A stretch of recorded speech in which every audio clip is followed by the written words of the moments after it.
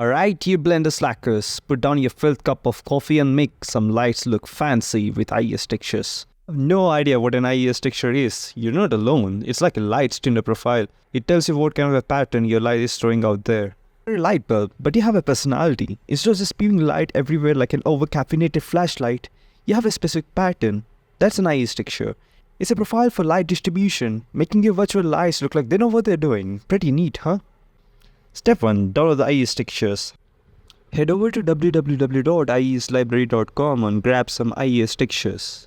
This site is just like the secret stash of light wizards. You can find all sorts of IES profiles here. Just download a bunch. Open Blender if you haven't already. This is probably on your desktop.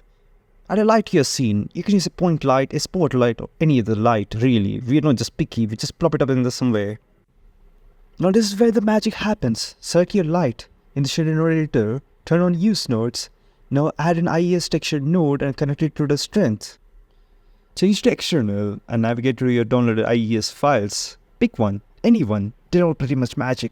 Apply it and watch your light suddenly gets all sophisticated. If you don't see it, you might need to switch to cycles because, EV is trash. Play around with the light settings until you're vaguely satisfied. Or don't, who's really judging?